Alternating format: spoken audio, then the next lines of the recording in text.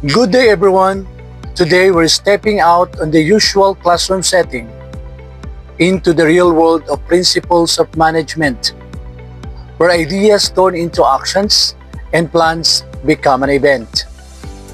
Welcome to the Principles of Management and Actions, applying the core principles of organizing the university event. Imagine this.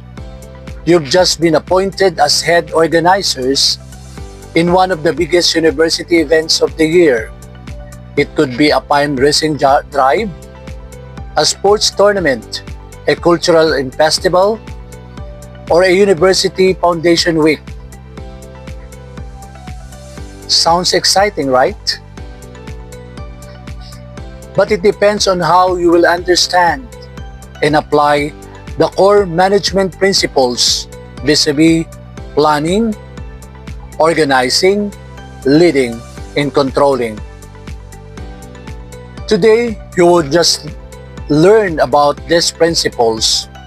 You will put them into practice and have fun in doing interactive mini project. So get started to step into your shoes of the real world manager. For part 1, it says planning. Planning meaning charting a roadmap to success. Planning is a process of setting up objectives in determining the best course of action to achieve them. It provides directions, reduces uncertainty, and ensures resource efficiency. What are the key concepts to emphasize in this manner? We do have 3 types of plans. Number 1 is strategic plans, number 2 tactical plans, and number 3 operational plan.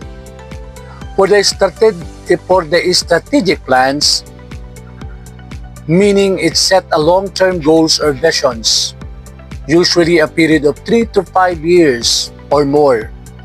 An example of this is you are having the increase of annual fundraising visibility. For number 2, tactical plan, it outlines the midterm actions to achieve the strategic goals. It is a period of 1 to 3 years. The target of this specific topic is more on you need to have your donors and sponsors in the next 1 to 3 years. Last but not the least, operational plan. It details a short-term task and process, a day-to-day activities. It's usually a daily to a period of 1 year.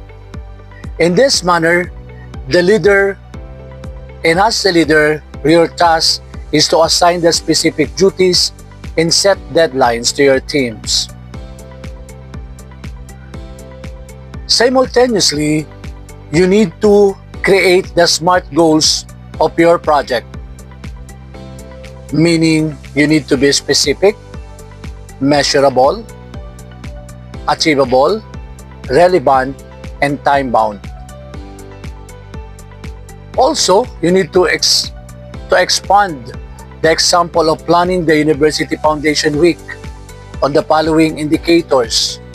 You need to check the budget, the venue, the entertainment, the marketing, timeline, allocations, safety protocol, and contingency plan. It is a must for you to check all of this for you to have a very good event.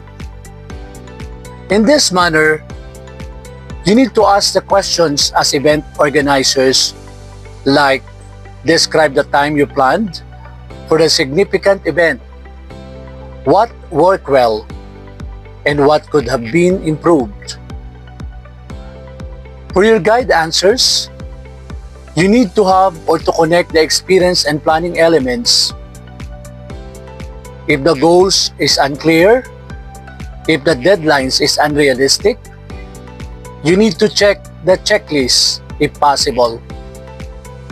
For your question number 2, how can leader ensure that their team understand to buy into the event plan? For your guide answers, you need to have your visual tools or timeline chart. You need to create a meeting for the questions and answer for your event. And you need to have your regular feedbacks or loops in open forums. For your part number 2, organizing, meaning assembling the machinery. Organizing is structuring resources and tasks to turn plans into reality.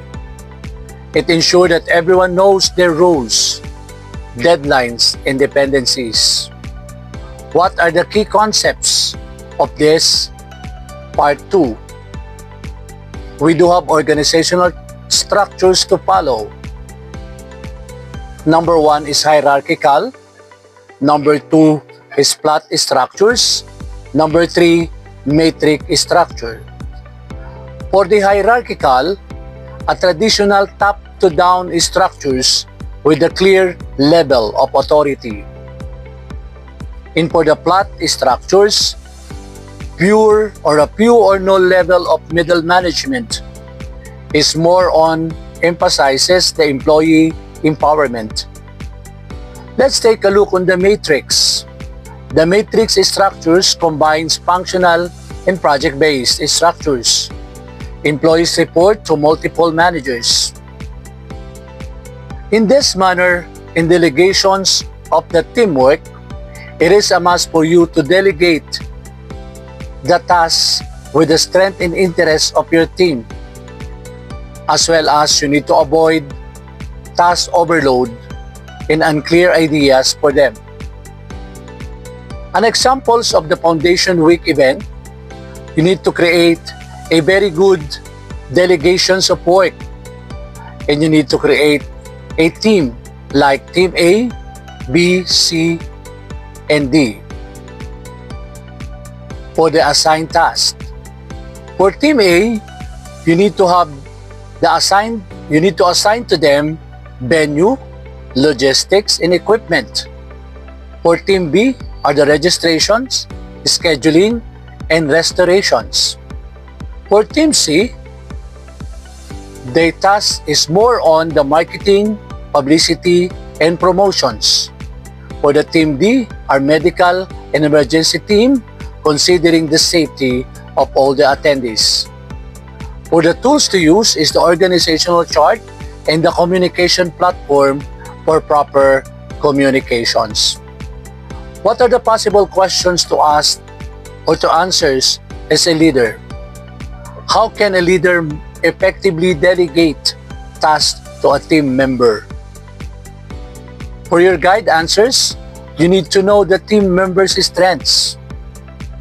You need to set a clear task descriptions and provide a support resources, as well as set deadlines of all the activities that you are about to check.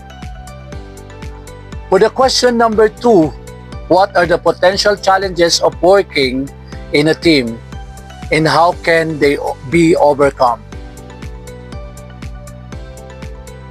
For your guide answers, if there is miscommunication in a team, you need to use a communication tools. For any conflicts, you need to hold and mediate a resolution sessions. And for more imbalances, you need to reassign the task if needed. That's it. Thanks for watching for the management and actions on planning and organizing of the event. If you found it helpful, don't forget to hit the like button, drop your thoughts, and share your plan experiences in the comments. We'd love to hear it from you. And for more practical lessons in management and leadership, make sure to subscribe and turn that notification bell so that you don't miss the next part, which is leading and controlling. This is Dr. De Chavez. See you in my next video.